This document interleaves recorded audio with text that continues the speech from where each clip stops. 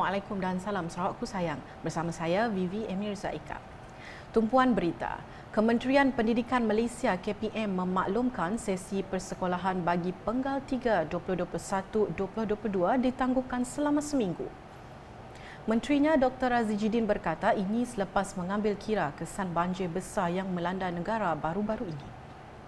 Menurutnya, sehingga 24 Disember 2021 terdapat 475 buah institusi pendidikan di seluruh negara dijadikan pusat pemindahan sementara PPS atau ditenggelami air. Sesi persekolahan Penggal 3 2021-2022 akan ditangguhkan selama seminggu, mana sekolah akan bermula pada 9/1/2022 bagi negeri kumpulan A dan 10/1/2022 bagi negeri kumpulan B. Beliau berkata demikian menerusi klip video yang dimuat naik di laman Facebooknya pada Jumaat. Sementara itu, KPM menerusi kenyataan medianya berkata penangguhan sesi persekolahan ini juga melibatkan semua institusi pendidikan bawah KPM dan semua sekolah swasta yang melaksanakan kurikulum kebangsaan. Manakala pengoperasian bagi sekolah antarabangsa dan sekolah ekspatriat adalah mengikut kalender persekolahan masing-masing. Bagi tadika yang berdaftar bawah KPM, pengoperasian dibenarkan mulai 2 Januari 2022 bagi negeri kumpulan A dan 3 Januari 2022 bagi negeri-negeri kumpulan B. Laporan seterusnya, Kementerian Perdagangan Dalam Negeri dan Hal Ehwal Pengguna KPDN-HEP sedang dalam mempergiatkan program jualan keluarga Malaysia PJKM di samping melaksanakan skim harga maksimum keluarga Malaysia SHMKM dan SHMMP Christmas 2021 yang sedang berkuat kuasa sehingga 31 Disember 2021. Menterinya Datuk Seri Alexander Nantalingi berkata PJKM yang dilancarkan oleh Perdana Menteri pada 2 Disember lalu sedang dilaksanakan secara berperingkat di 222 parlimen seluruh negara sehingga Mac 2022 nanti. Dan secara keseluruhannya sebanyak 20 jenis barangan harga terkawal telah dikuatkuasakan di bawah skim harga maksimum, iaitu 12 jenis barangan di bawah skim harga maksimum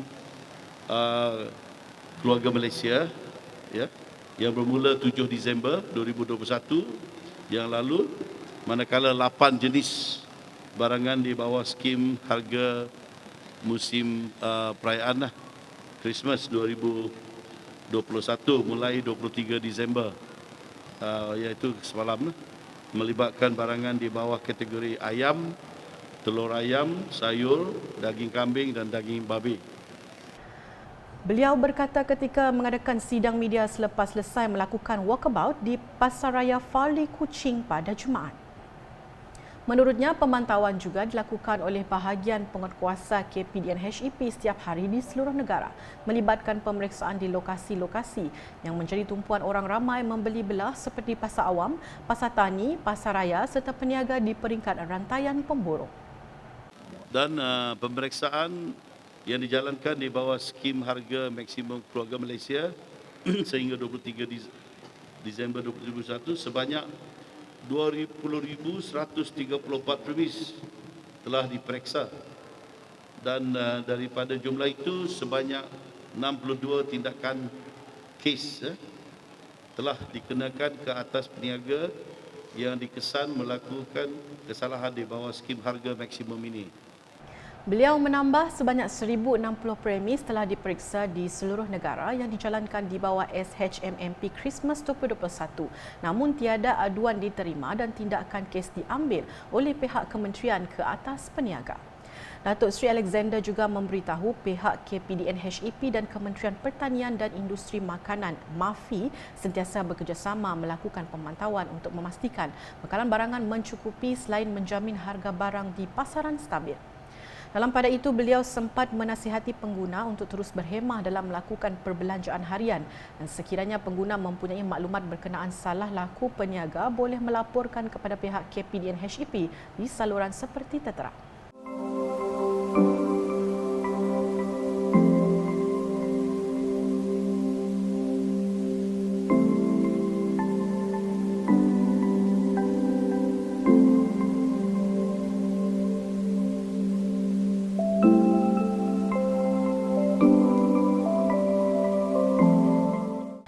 selanjutnya, Majlis Daerah Sarike MDS telah mengadakan program perangi AIDS dan pemberian barangan kitar semula bertempat di gelanggang bola keranjang Taman Susun Jambu Sarike baru-baru ini. Program bersama komuniti Taman Susun Jambu ini diadakan bagi menjaga kebersihan sekitar perumahan, gelanggang bola keranjang dan kawasan penjajah selain memastikan kawasan tersebut bebas dari pembiakan nyamuk Aedes. Program telah dirasmikan oleh Timbalan Pengurusi Majlis Daerah Sarike MDS, Misyah Abu Seman yang turut dihadiri seramai 40 orang peserta. Sementara itu, gotong royong bersama komuniti turut dilakukan dengan membersihkan kawasan sekitar serta tapak penjajah bersebelahan gelanggang bola keranjang. Selain itu, penduduk juga boleh menjual barangan terpakai seperti besi, penyaman udara terpakai, tin minuman, komputer terpakai, minyak masak terpakai, buku, majalah dan surat khabar lama kepada kontraktor yang telah dilantik. Manakala di Mukah, Ranting Parti Pesaka Bumiputera Bersatu PBB Jebungan dengan kerjasama Jawatan Kuasa Kemajuan dan Keselamatan Kampung JKKK Surau Sheikh Sulaiman Kampung Jebungan Mukah telah mengadakan program Community on the Go Balingian pada Khamis untuk menambah baik stor bagi kegunaan penyimpanan peralatan di surau tersebut. Ketua Ranting PBB Jebungan, Muhammad Izzuddin Abdullah berkata, beliau menzahirkan rasa terima kasih kepada Abdul Yaakob Arbi yang memenangi kerusi Dewan Undangan Negeri Dun Balingian pada pilihan raya negeri Sarawak ke-12 lalu di atas sumbangan beliau bagi menambah baik stor surau berkenaan. Program tersebut telah berjalan dengan lancar dengan pematuhan prosedur operasi standard SOP yang telah ditetapkan. Perkembangan COVID-19 dengan kes jangkitan di Sarawak terus menunjukkan penurunan apabila 19 kes positif baru dilaporkan pada Jumaat melibatkan 10 daerah menjadikan jumlah kumulatifnya 252,148 setakat ini. Berdasarkan laporan harian Jawatan Kuasa Pengurusan Bencana Negeri JPBN Sarawak, daerah-daerah yang merekodkan adalah seperti berikut.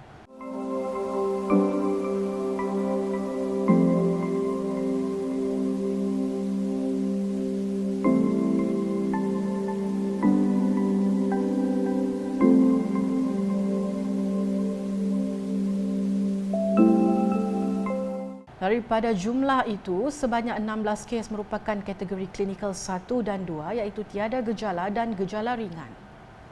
Manakala 3 kes merupakan kategori klinikal 3 dan 5 iaitu jangkitan paru-paru dan yang memerlukan ventilator.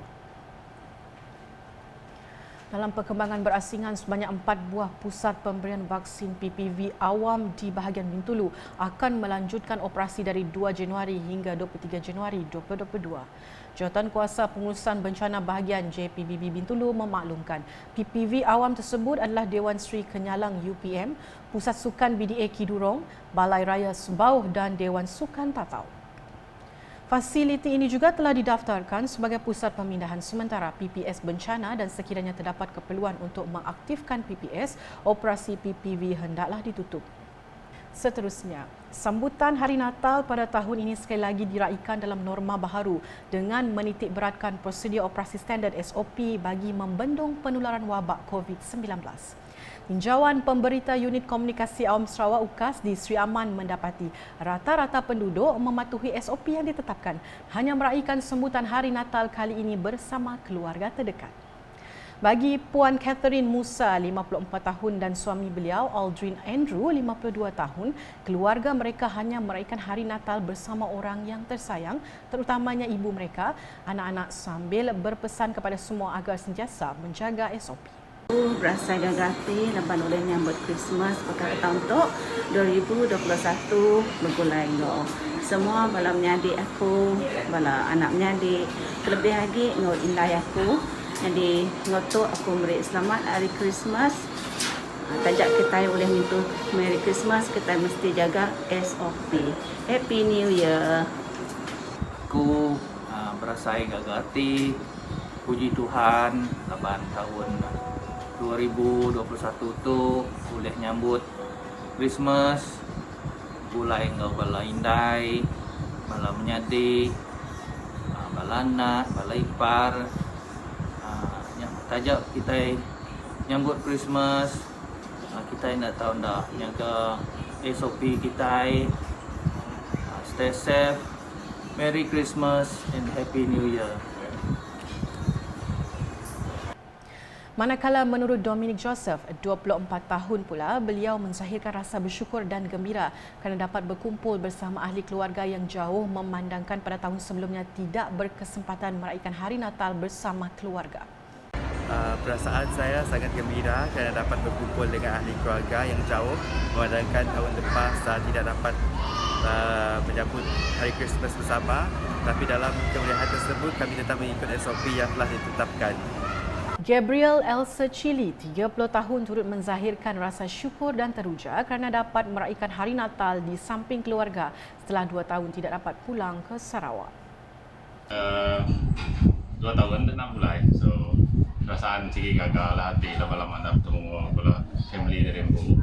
So, untuk persiapan dan tumayuh lah.